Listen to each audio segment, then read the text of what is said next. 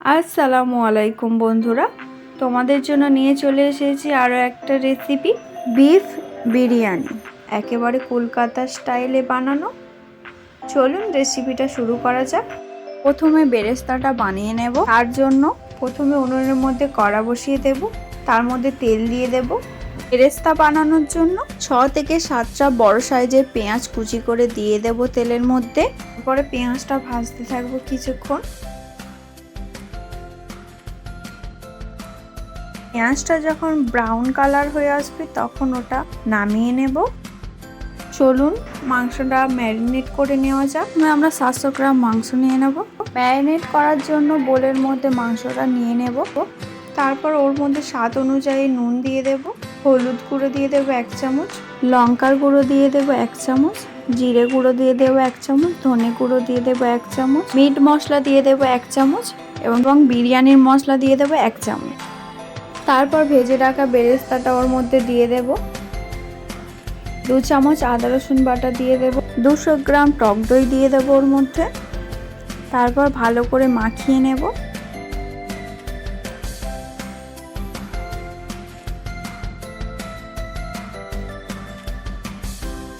তারপর এর মধ্যে তেল দিয়ে দেব, দিয়ে ভালো করে মাখিয়ে নিয়ে রেখে দেব 2 ঘন্টার জন্য। যেহেতু কলকাতা স্টাইলের বিরিয়ানি, তাহলে এর মধ্যে আলু দিতে হবে। চলুন আলুটা সিদ্ধ করে নিয়ে যাক। মধ্যে সামান্য পরিমাণে ফুড কালার দিয়ে দেব আলুটা কালার হওয়ার জন্য। আপনারা চাইলে নাও দিতে পারেন। তারপর স্বাদ অনুযায়ী নুন দিয়ে দেব। যতক্ষণ আলুটা সেদ্ধ হচ্ছে ততক্ষণ চালটা ভিজিয়ে নেওয়া যাক। আমরা নিয়ে নিয়েছি দেরাদুন রাইস। চলুন চালটা এবার ভিজিয়ে দেব। এর মধ্যে জল দিয়ে ভিজিয়ে রাখবো প্রায় আধ ঘন্টার মতন। দেখুন আলুটা এদিকে সেদ্ধ হয়ে গিয়েছে। এবার আলুটা তেলের মধ্যে দিয়ে ভেজে নেব। হালকা লালচে হয়ে গেলে তুলে নেব। চলুন এবার মাংসটা রান্না করে নেওয়া যাক। ওই তেলের মধ্যে 2টো বড় সাইজের পেঁয়াজ কুচি করে দিয়ে দেব। পেঁয়াজটা একটু নাড়াচাড়া করে যখন পেঁয়াজটা লাল হয়ে আসবে, ওদের 5টা এলাচ দিয়ে দেব, একটা দারচিনি দিয়ে দেব। তারপর ম্যারিনেট করা মাংসটা ওর মধ্যে দিয়ে দেব। একটু নাড়াচাড়া করে তেজপাতা দিয়ে দেব। তারপর বেশ কিছুক্ষণ কষাতে থাকবো। এবার ঢাকনা দিয়ে দেব। 5 মিনিট পর ঢাকনা খুলে একটু নাড়াচাড়া করতে থাকবো। তারপর মাংসটা সেদ্ধ হওয়ার জন্য জল দিয়ে দেব।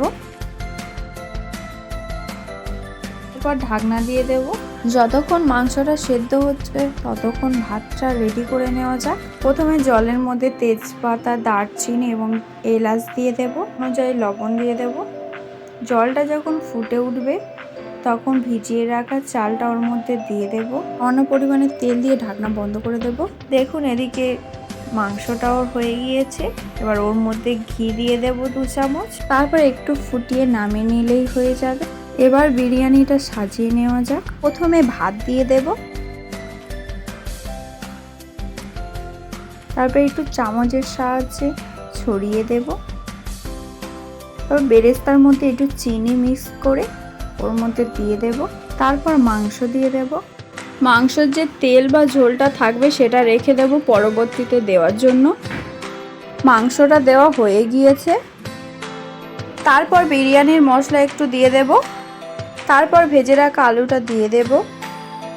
তারপর আর একটু বেরেস্তা ছড়িয়ে দেব। তারপর আবার ভাত দিয়ে দেব। ভাত দেওয়া হয়ে গিয়েছে। তারপর উপর থেকে বিরিয়ানির মশলা ছড়িয়ে দেব, বেরেস্তা দিয়ে দেব, সামান্য পরিমাণে চিনি দিয়ে দেব, তারপর মিঠা আতর দিয়ে দেব, গোলাপ জল দিয়ে দেব। মাংসের ঝোলটা যেটা রেখে দিয়েছিলাম সেটা ওর মধ্যে দিয়ে দেব। দুধের সঙ্গে ভিজিয়ে রাখা কেশরটা ওর মধ্যে দিয়ে দেব। বিরিয়ানিটা সাজানো হয়ে গিয়েছে। এবার দমে দেব। তারপর উনুনের মধ্যে দম দেওয়ার জন্য বসিয়ে দেব 10 মিনিটের মতো। ঢাকনাটা ভালো করে বন্ধ করে দিতে হবে। 10 মিনিট পর নামিয়ে নিলেই রেডি বিফ বিরিয়ানি।